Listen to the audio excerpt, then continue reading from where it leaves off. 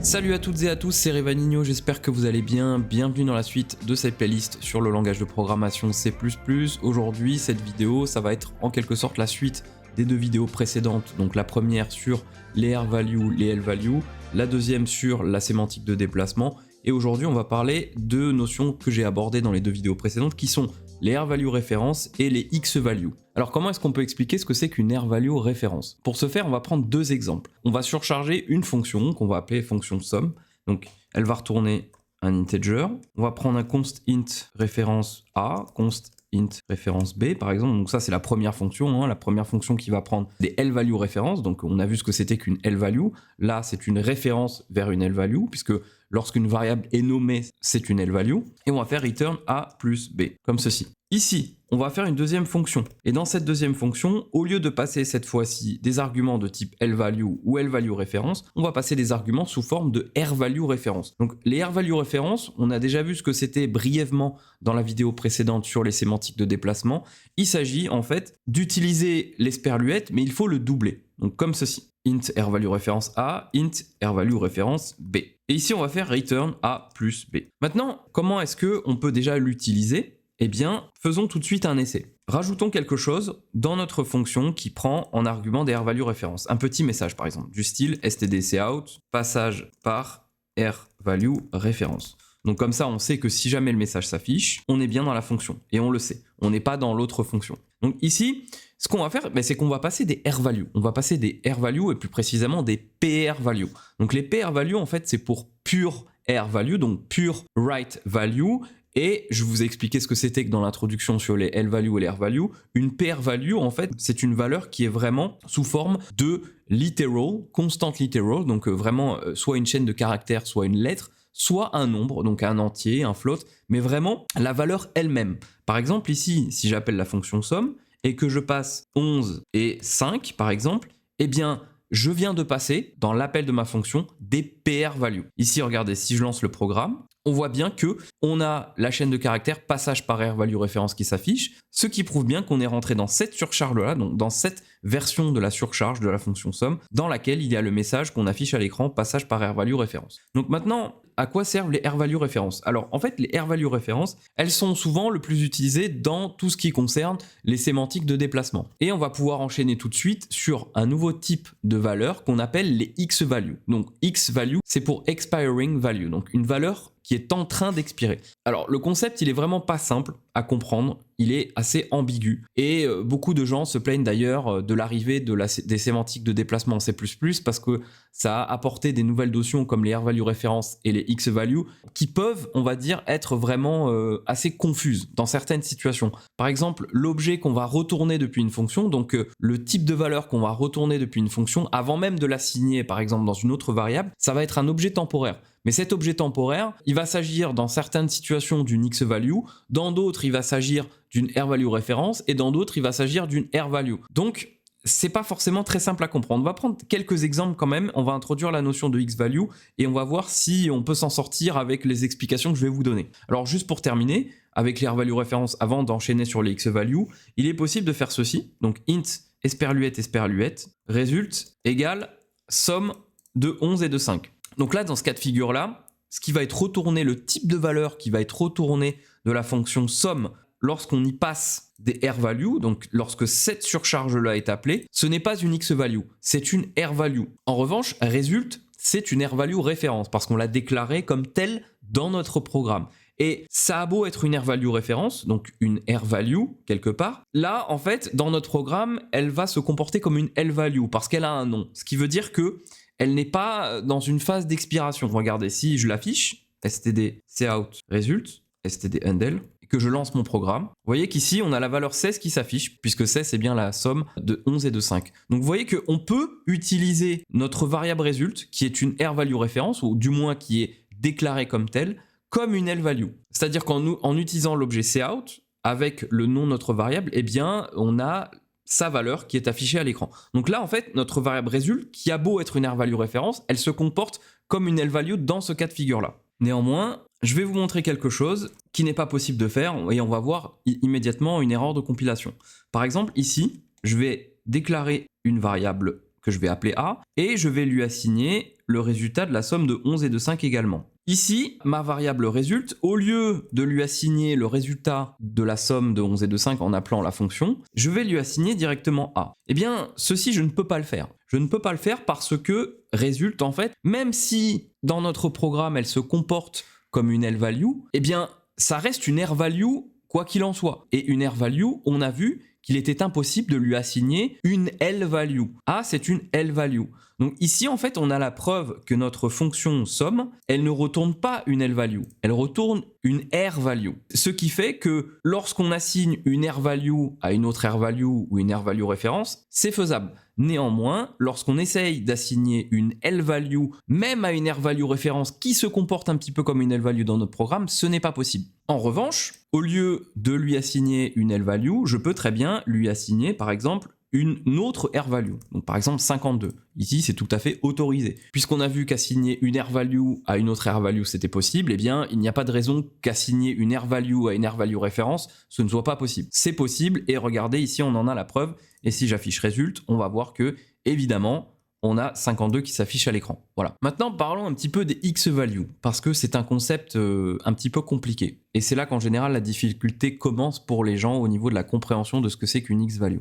Une X-value, c'est une variable qui est sur le point d'expirer, mais c'est pas suffisant comme définition pour une X-value, parce que ici, le retour de la fonction somme, lorsqu'on retourne A plus B, c'est une valeur qui va expirer. Vous êtes d'accord? Si ici, on se contente par exemple d'appeler somme de 11 et de 5 dans notre objet cout, eh bien la valeur retournée par la fonction et qui est affichée, elle n'est plus réutilisable. C'est une valeur qu'on va afficher à l'écran, mais ensuite, eh bien, on n'a plus aucun moyen de la retrouver, de la reprendre, de la réutiliser. Donc, il s'agit d'une R-value. Une R-value qui va également expirer. En fait, une X-value, dans la grande majorité des cas, après c'est difficile parce qu'il faut faire du cas par cas, dans certaines situations on va se retrouver avec effectivement une X-value, et dans d'autres ça va être simplement une R-value ou une pair-value. Donc, dans la plupart des cas, ce qu'il faut se dire, c'est que une X-value, c'est le résultat d'un retour de fonction qui retourne une R-value référence. Voilà. Ça, c'est la définition la plus simple et dans 90% des cas, ça définit bien ce que c'est qu'une X-value.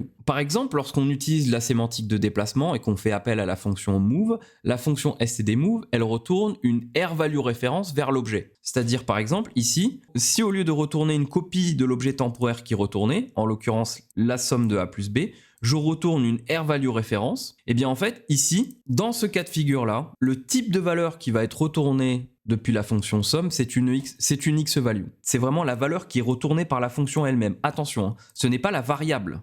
Ici, par exemple, si je fais ça, si j'appelle ma fonction somme et que j'assigne sa valeur de retour, que ce soit à A ou à résulte, ce n'est ni A ni résulte qui vont aider X-value. Il faut que ce soit clair pour vous. La X-value, c'est la valeur elle-même qui est retournée ici, par la fonction somme, lorsqu'on passe, évidemment, des R-value références dedans. Parce que si on ne passe pas des R-value références, on est dans le cas de la fonction somme qui retourne une copie de l'objet temporaire, ici, qui est le résultat de A plus B, et c'est pas une R-value référence. C'est une copie de l'objet temporaire qui est créée dans la fonction somme. Ici, on ne retourne pas la copie de l'objet temporaire, on retourne l'objet temporaire lui-même. Ce qui fait qu'on le retourne sous forme de X-value. Voilà ce que c'est qu'une X-value. C'est vraiment, en fait, retourner, si je puis dire, par référence, un objet temporaire. C'est ça qui fait qu'on est dans le cas d'une X-value. Si on ne le retourne pas par R-value référence, ça veut dire qu'on retourne une copie de cet objet temporaire. Cette copie de l'objet temporaire, c'est pas une X-value, c'est une R-value, une PR-value. Donc ici, qu'on soit dans le cas de figure de l'assignation du résultat de la fonction somme à la variable A ou à la variable résulte, la valeur qui est le retour de la fonction somme qui retourne une R-value référence, c'est une X-value.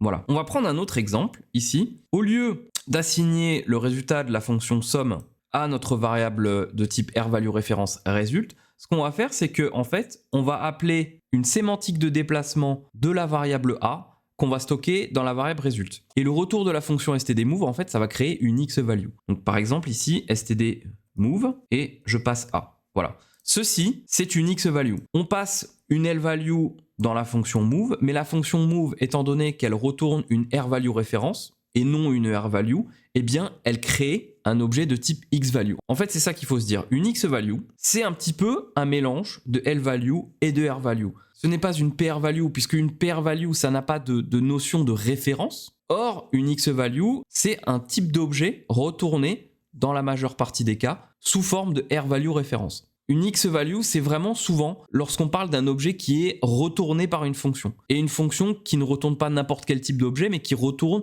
un objet sous forme de R-value référence. Voilà ce que c'est qu'une X-value. On va prendre un dernier exemple pour exhiber la création d'une X-value, c'est le retour d'un static cast. Par exemple, ici, on va prendre un std string qu'on va appeler A. On va lui assigner par exemple une valeur comme hello. Et ici, on va instancier une R-value de type std string qu'on va appeler B.